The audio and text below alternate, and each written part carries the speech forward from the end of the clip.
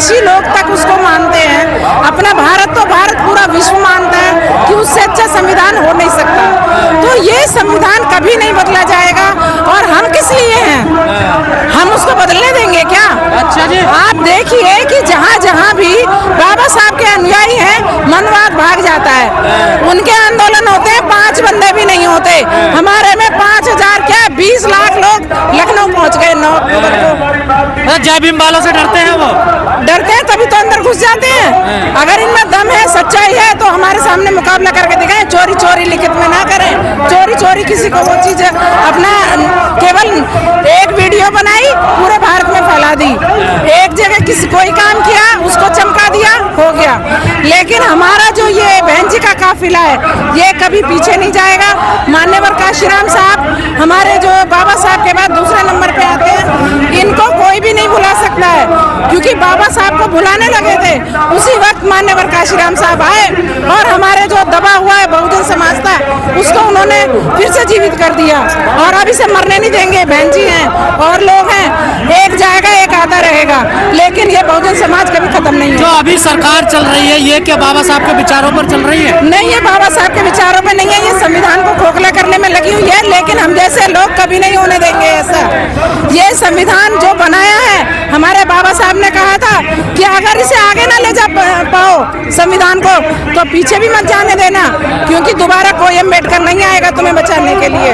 तो हम लोग हमेशा मरते दम तक, हमारे बाद हमारी पीढ़ियां आएंगी, लेकिन संविधान खत्म नहीं होने देंगे। आप लोग मनुस्मृति के खिलाफ रहते हैं, वो लोग कहते हैं हमारा धर्म में कौन सा सर का ताज पहना दिया हमें? आज बाबा साहब के बदौलत हम सिर पर ताज पहन के चलते हैं और कोई किसी की माई के लाल में दम नहीं है। जिधर निकल जाते हैं ना, सबकी उंगलियां और निगाहें वहीं टिक जाती हैं। कहते हैं ये हमारा धार्मिक ग्रंथ है। कौन सा धार्मिक ग्रंथ है? महिलाओं को नीचा दिखाना ये कोई धार्मिक ग्रंथ है? महिलाएं अगर सुरक्षित हैं, महिलाएं अच्छी हैं, जागरूक हैं, विद्वान हैं, तो वो घर के बच्चों को भी कहां से कहां पहुंचा देंगी।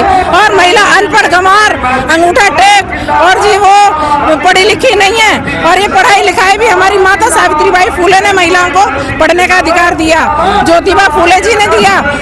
ये कोई किसी की बकौती नहीं है, ये हमें जो मिली है हमारे पूर्वजों की वजह से मिली है पढ़ाई लिखाई। तो क्या मनुस्मृति में महिलाओं को समानता नहीं है? नहीं थी, वो महिलाओं को पैर की जूती समझा जाता था, तो पैर सिर का ताज कैसे बना देते?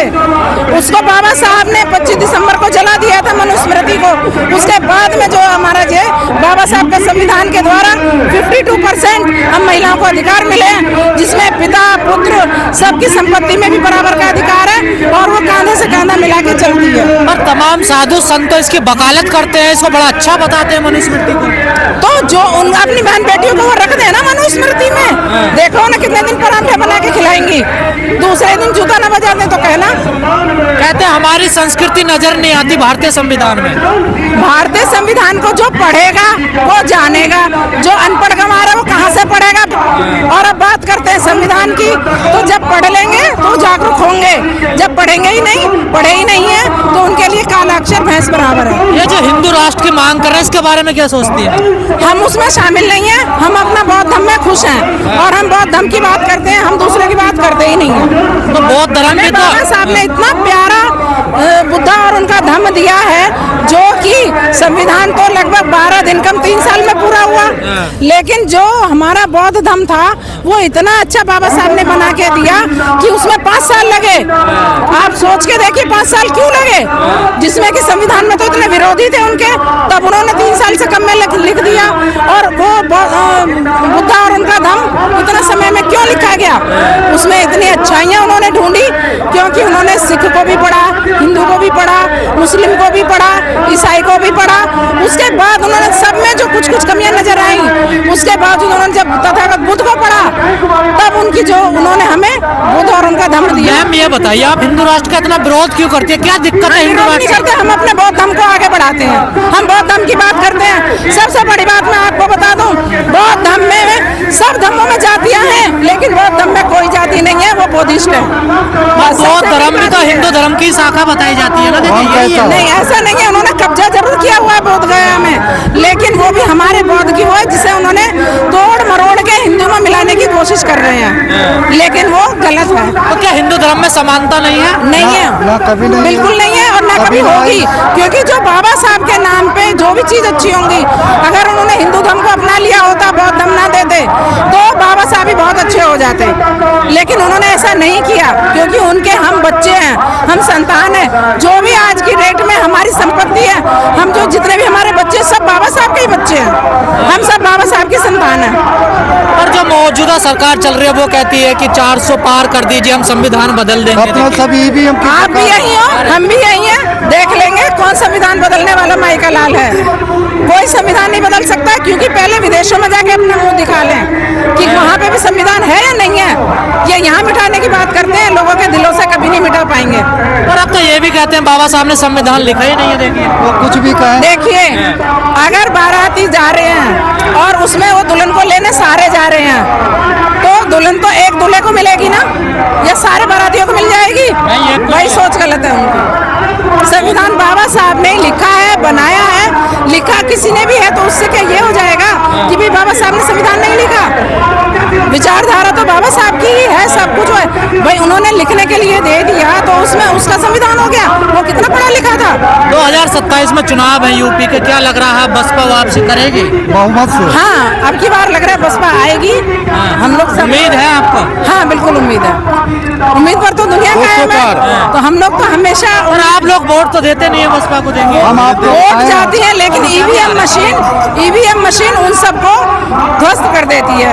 और अब उन्हें पता चल गया कि ईवीएम मशीन भी ज्यादा दिन नहीं रहेगी, तो उन्होंने जनता के बीच में वोट जो अब अपने नई वोट बनवा रहे हैं, तो वो उनको वोट डालने का अधिकार मिलेगा। और जिन लोगों ने ये सोच के बैठे हमारी तो बन चुकी है, पहले की है, उनको शायद इस बार वोट डालने का भी अधिकार ना मिले। आप कह रहे हैं वोट चोरी होती है? वोट चोरी होती है, ईमानदारी से तो होती नहीं है। ईमानदारी से होती तो बहन जी कभी गद्दी से ना हटती। अच्छा जी। बहन जी के अनुयायी इतने ज्यादा हैं, बहुजन समाज बहन जी की वजह से जिंदा था, लेकिन अब इन्होंने दलितों से इतनी नफरत क्यों करते हैं लोग आके? क्योंकि दलित यहाँ का क्षत्रिय है, राजा है, क्योंकि जो कास्ट सर्टिफिकेट भी बनते हैं ना, वो हमारे ही बनते हैं, क्योंकि हम यहाँ के राजा हैं, और राजा उनको बर्दाश्त नहीं होता। राजा कहाँ है? बेचारे गरीब है, वो तो भूखमरी। गरीब तो इन्होंने बना दिए ना। इनको जो ये 15 किलो राशन मिलता है ना महीने का, अफीम चरस के नशे से भी बढ़कर है वो। इससे अपंग बन गए और वो आगे बढ़ नहीं पा रहे हैं, क्योंकि उन्हें बैठे बैठे खाने को मिल रहा है। दलितों की बारात नहीं चढ़ने देते हैं, उन्हें घोड़ी पे नहीं चढ़ने देते, कोई अच्छे कपड़े पहन ले, कोई अच्छी गाड़ी, तब जहाँ हम पहुँच जाते हैं, हमारे सामने तो कोई ऐसा बंदा नहीं पैदा हुआ जो जिसे घोड़ी पे न चढ़ने दे। हो तो रहा है ना भारत में, ऐसा देखिए हो रहा है तो उसका विरोध करना सीखे ना। उनमें बाबा साहब को उन्होंने पढ़ा नहीं है, बाबा साहब को जानते नहीं है। अगर वो बाबा साहब को जिस दिन जान जाएंगे, घोड़ी पे क्या हाथी पे भी बैठ के सवारी करेंगे। क्या आप समाज से क्या अपील करोगे, बताओ? समाज से मैं यही अपील करूंगी इस टाइम तो कि 2027 में जो चुनाव आ रहा है, अपनी अपनी वोटें सुनिश्चित कर लें, अन्यथा उन्हें वोट डालने का अधिकार नहीं मिल पाएगा। क्योंकि वो कह देंगे आपका नाम ही नहीं है वोटर लिस्ट में। तो अपनी अपनी पहचान दोबारा जाकर BLO से मिलें और वहाँ पे वोट को सुनिश्चित कर लें, और जिनकी नहीं है उनकी बनवा लें। देखिए बाबा साहब वो हैं जिन्होंने 2 साल 11 महीने 18 दिन में संविधान को तैयार किया। लगभग 5 साल के अंदर उन्होंने जो गौतम बुद्ध और उनका धम्म वो दिया, तो इतना अच्छा हम लोगों को उन्होंने संविधान दिया, इतना अच्छा हमें धम्म दिया, उसके बावजूद हम अन्य कहीं क्यों जाएं? उनके अलावा सिंबल ऑफ नॉलेज पूरे विश्व में कहीं पर भी नहीं है। तो हम उन्हीं को बार बार नतमस्तक होकर के उन्हीं को प्रणाम करते हैं, उन्हीं की जय जयकार करते हैं, उन्हीं को मस्तक पे धारण करके चलते हैं, और नीला ही नीला अंबर हमें हर जगह दिखाई देता है। दुनिया का सबसे बढ़िया संविधान बाबा साहब ने दिया, फिर भी देश में विरोध होता है बाबा साहब। विरोध हो रहा है क्योंकि वो अच्छा है। जो जिंदा है उसी की निंदा है। इस चीज को तो आप भी मानते हो। तो जो निंदा तो उनकी रग रगों में भर चुका है, क्योंकि जो श्रेष्ठ होता है उससे हर कोई जलता है। तो वही काम बाबा साहब का संविधान बदलने की भी तो बात हो रही है।